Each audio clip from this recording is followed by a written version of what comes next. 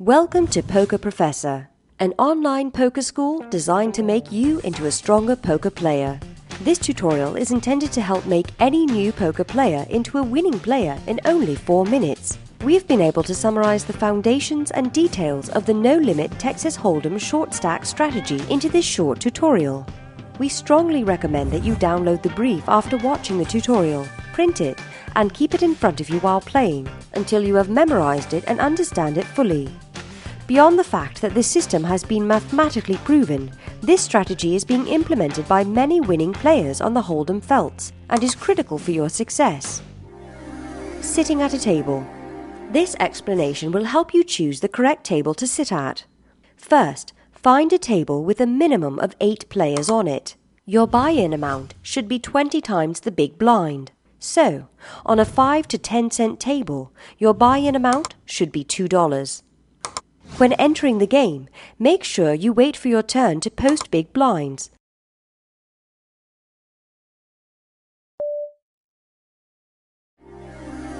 Seating position.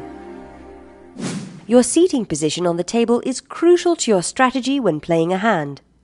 Your position is described in 3 ways: early, middle, or late, depending on where you're seated compared to the player who has the dealer button.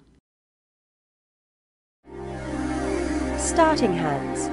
The key to winning with your short stack is to only play a very select few strong starting hands.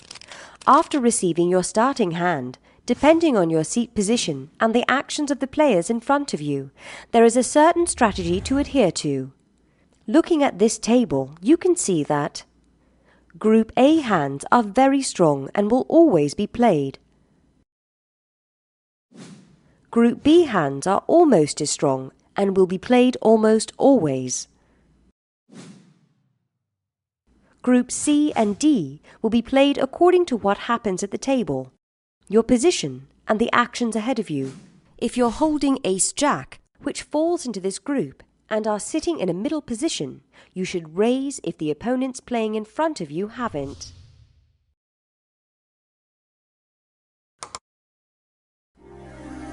How much to bet?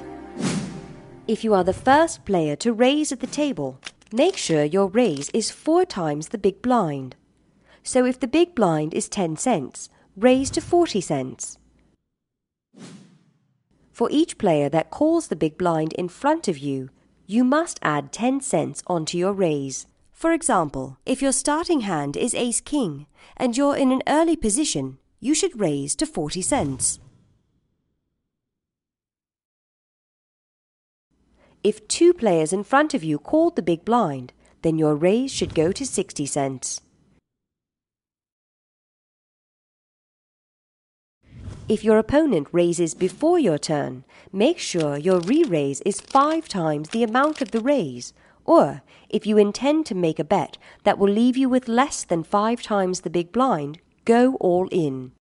For example, say you're holding queens in a late position, and you have seen a call and a raise in front of you. Then you should go all in. Flops and facing re-raises. After the flop is revealed, always go all in, assuming you raised pre-flop.